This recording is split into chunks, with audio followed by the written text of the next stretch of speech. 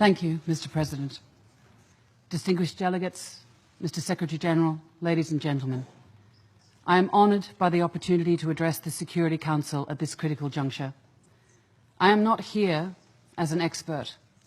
I stand before you merely as a witness, as someone who has seen and cannot look away. I went to Bangladesh last March as a UNHCR Goodwill Ambassador to see what I could possibly contribute in responding to the massive humanitarian needs unfolding there. Nothing could have prepared me for the extent and depth of the suffering I saw. An 18-year-old woman, who I'll call Layla, is chief amongst my memories. One of the 720,000 stateless Rohingya refugees who fled violence and abuse in Myanmar's Rakhine state since last August, Layla fled her burning village with her infant son, Yusuf.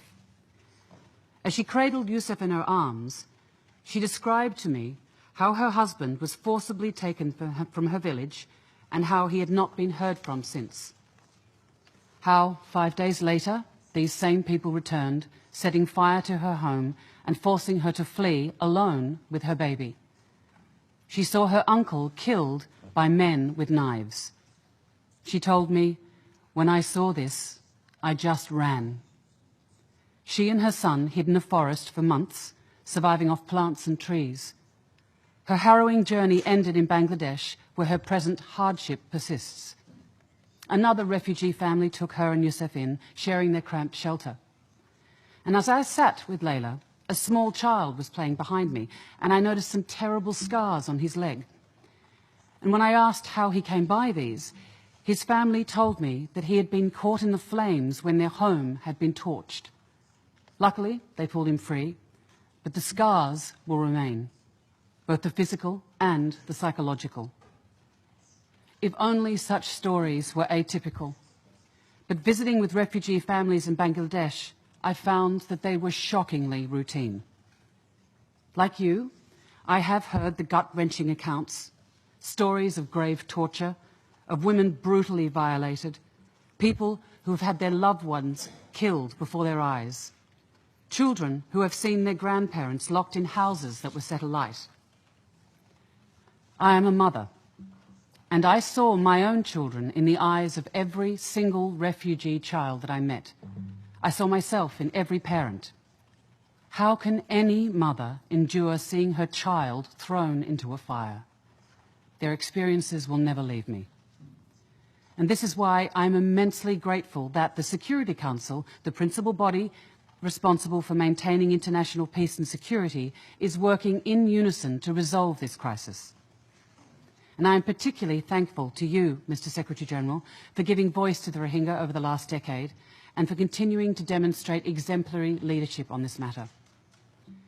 And I must also pay homage to the former Secretary-General, the late Dr. Kofi Annan, who has given us a clear and practical vision to resolve the crisis in Rakhine State, a vision that is shared by this Council and one which the government of Myanmar has committed to implementing. A vision that, if realised, will ensure that women, men and children of different religions, ethnicities and backgrounds in the Rakhine State can thrive collectively. But as this Council and the UN work with the government of Myanmar to ensure this, urgent efforts are still needed for the Rohingya in Bangladesh. Mr. President, it is important to recall that this is not the first wave of massive forced displacement of Rohingya refugees from Myanmar to Bangladesh in the last 40 years. The scale of displacement is so large and so severe that today there are more Rohingya living in exile than in Myanmar itself. In 1978, 200,000 Rohingya refugees streamed into Bangladesh, freeing brutality and widespread abuse. Gul Zahar, a young Rohingya woman, was amongst those who fled.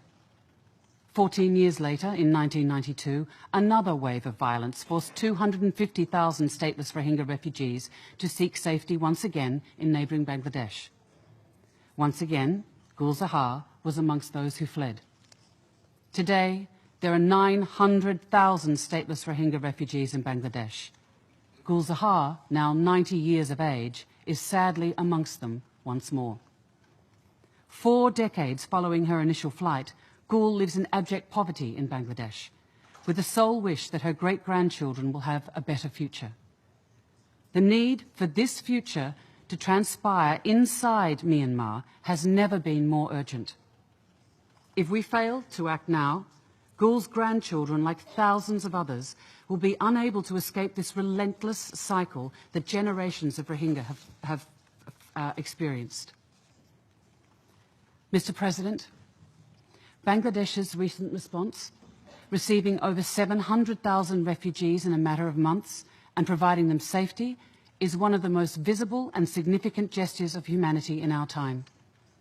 But the needs are vast. The suffering is acute. Much more international support is needed. Thanks to the efforts of the Bangladeshi government, the host communities, UN agencies, NGOs, and the refugees themselves, life-saving efforts have ensured that the Rohingya refugees have endured the monsoons largely unscathed. Yet, as you yourselves have seen, they continue to live in squalid conditions. With only 33% of the refugee operation funded, amounting to less than 70 cents per person per day, this is not surprising. Rather, it is quite embarrassing. Many Bangladeshi villages living nearby with very little to call their own have been helping the Rohingya refugees over the past year. If people with so little can step up, why can't we do better? Refugees need to feed their families. They need clean water and sanitation facilities to wash, to cook, to clean. They need a secure shelter to weather monsoons and the heat. Their children need an education. Their grandparents need to be cared for. But they need more than just food and water, informal schools, temporary shelter. They need a future. In the refugee settlements in Bangladesh today, women who were raped in Myanmar are now giving birth to children. These children, already burdened by statelessness, are likely to carry this stigma for the rest of their lives. So many women, like Layla, among their children, continue to be vulnerable to abuse and exploitation. Many are still battling the scars of trauma and injury they received before and during their flight to Bangladesh. It is imperative that governments, development and humanitarian agencies, the private sector and individuals work in solidarity to find innovative ways to help the refugees and the Bangladeshi host communities. Mr. President, the focus of our efforts must be to provide the much-needed support inside Bangladesh whilst working to ensure conditions in Myanmar are conducive to returns. The many refugees that I spoke with consider Myanmar their home, but they have real, deep fears about returning there. The denial of their right to move, their right to marry, their right to work, their right to healthcare and education renders them amongst the most vulnerable people on the planet. Refugees move back home when it is safe and secure to do so. The Rohingya cannot return to the very conditions they were forced to flee. They cannot settle for half solutions. They must know that they belong. A clear pathway to full citizenship is essential. This is not a luxury. This is not a privilege. This is a basic right that all of us here enjoy. A right that the Rohingya do not have. I implore this Council not to forget this imperative and to support all efforts to make it a reality. And in the meantime, to encourage more robust international support required to meet urgent and pressing needs within Bangladesh. My mind often returns to Layla and her neighbours. Did she find out what happened to her husband? Did her shared temporary shelter survive the monsoons? Did she manage to celebrate Eid last week? Will her young son, Yusuf, be able to return home to Myanmar and go to school one day? Or, like Gul Zahar, will he too suffer an endless cycle of fear and forced displacement?